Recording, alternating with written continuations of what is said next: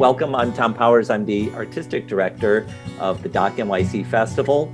I'm really pleased to have with us a terrific panel to discuss the film Babenco, Tell Me When I Die. The guests gathered here include the film's director, Barbara Paz, who is also Hector Babenco's partner of many years, and the film's producer, Myra Babenco, who is also the daughter of Hector Babenco, and Petra Costa, who is an associate producer on the film and was at DOCNYC last year with her film about Brazil called The Edge of Democracy that was nominated for Academy Award. Welcome, everyone. Thank you for joining me. So Babenco, Tell Me When I Die had its premiere at the Venice Film Festival in 2019, where it won awards. And now it's been selected by Brazil's Film Academy to be the country's official submission to the Oscars for the international category. Barbara, let me start with you as the film's director. Your background is as an actress, and this is you've directed some short films, as I understand it, and it's your first feature-length project. Can you tell me how this project got started? Foi a urgência de registrar esse homem, esse pensador, né, esse cineasta, que me fez querer fazer esse filme. Ele estava com uma urgência muito grande de querer contar as histórias dele. Ele achava que alguma coisa estava se fechando, um ciclo da vida estava se fechando. E eu amava muito aquele homem, eu estava querendo que todo mundo escutasse aquilo que eu estava escutando, eu queria registrar aquilo antes que não houvesse tempo. Então foi num leito de hospital que eu tive essa vontade, com medo que ele não saísse daquele hospital, de começar a registrar e de fazer um documentário com ele, vivo. Eu queria que todo mundo se apaixonasse por esse homem assim como me apaixonei. Essa beleza que era ele estar vivo para fazer mais um filme há 38 anos, ele ficou vivo para fazer mais um filme. Então, isso era para mim, era a maior beleza desse ser humano chamado Hector. Ele construía filmes para sobreviver. Petra Costa, let me turn to you as the film's associate producer. First of all, let me ask you, Petra, what does the work of Hector Babenco mean to you? Babenco was making cinema where almost no one was making cinema in Brazil. After the coup d'etat of the dictatorship, there was a destruction of the cinematic industry. And so my first memory of Babenco is actually when I made my first film, Helena. Going through her letters, I found a letter my sister, who was an actress who dreamt of being a film actress, she was a theater actress, wrote to Babenco asking him if she could act in a film that he would make in the Amazon, later to be Sonhando nos Campos do Senhor. Playing in the Fields of the Lord. Playing in the Fields of the Lord. In The Kiss of Spider-Woman especially, it's a film that reflects both the nightmares and the dreams of this Latin America caught in these military dictatorships that are crushing dreams and keeping people inside prisons, but at the same time, they still have their unconscious from where to escape. And for me, Babenco, Tell Me When I Die is a film that is a dance with death.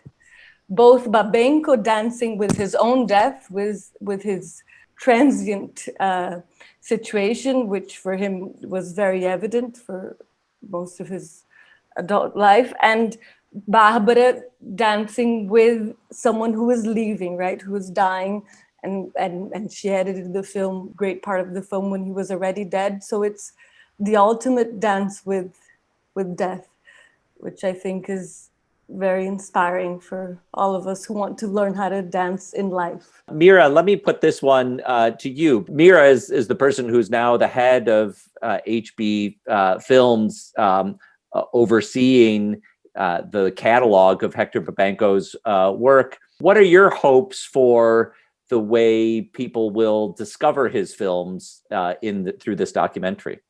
I think, of course, Hector was my father, but somehow I believe that all his films have a very humanistic approach for different issues that are very actual.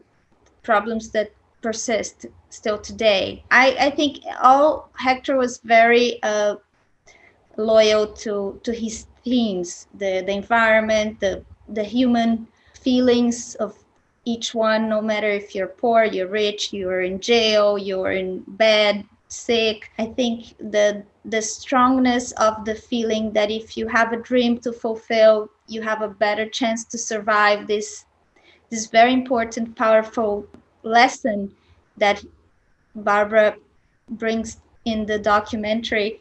The documentary kind of brings a highlight of all the films. So the person that never saw Hector's film, they want to watch the films. And having the documentary now present to the world hints of his films, I have a feeling will help me gather films that are not HB films, that are co-production abroad, and try to make this filmography complete, because it's all part of a filmography that's related. It's not just each film has an important role in his filmography, and they're all important to understand him. What was interesting was in Venice, the judges were not very old. Most of the judges were very young. So we were very surprised, because that was a sign that even people that didn't know so well who was Hector or didn't know all his filmography, they were touched by the tenderness, by the human aspect of the director, not just the important filmmaker, but the human Hector, which is what Barbara and I knew. So it's very nice to be able to share with people that respected him as a director, to have people know him as a human being as well.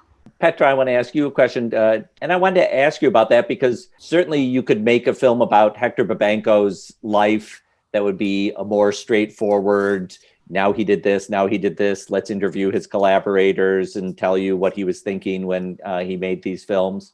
But Barbara has made this very deliberate choice to bring her own artistic vision to the making of this film. And I wonder if you could speak in, what you appreciate about that dreamy quality of this film. So it was interesting because Barbara and I spoke about the film before, while she was still going to shoot. I think she had shot a little bit, right, Barbara? Yeah. And she told me that she had these visions for the film, but wasn't sure about them and had been hearing different advice on what to do. And I remember what I told her then was, the most important thing is for you to listen to your visions.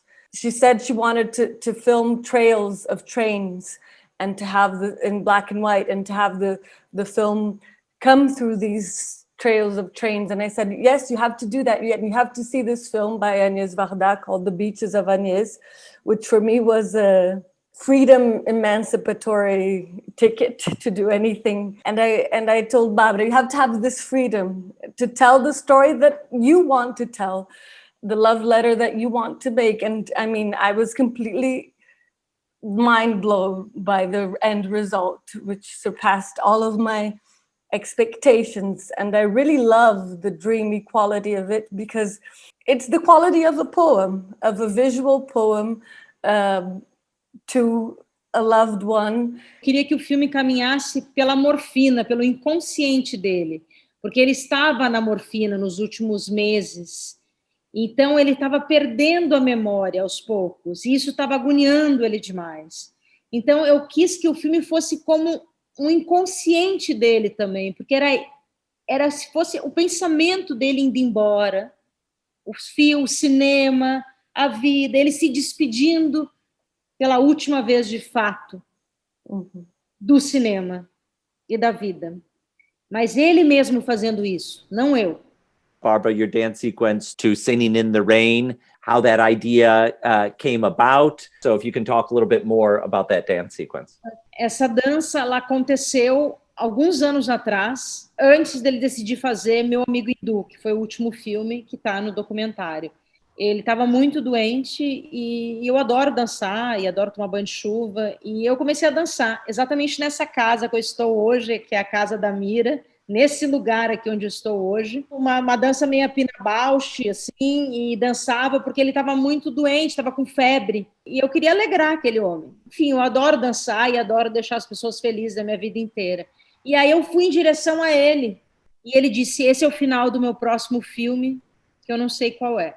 Ele decidiu fazer o Meu Amigo Hindu, e 3 dias antes de filmar essa cena, que era o final do próximo filme, foi através dessa cena que ele decidiu fazer a história, a última história da vida dele, o último roteiro, que tinha que acabar com vida, porque essa cena significava vida. Mas 3 dias antes ele acordou no meio da madrugada e disse, essa dança não pode ser uma dança dramática, tem que ser Singing in the Rain. Você tem que dançar 3 dias antes. E foi aí que eu fiz essa palhaça. That's a wonderful description. Myra, what's going to be next for this film in the United States? It's right now qualified for the Oscars as Brazil's official submission. And are there going to be future opportunities for it to be in release and for audiences to see it? That's what we're dreaming right now to know. We were releasing the film in Brazil when the pandemic started. We had this wonderful gift to be Brazil entry. We were just submitting for a documentary, and we still don't have a US release planned yet.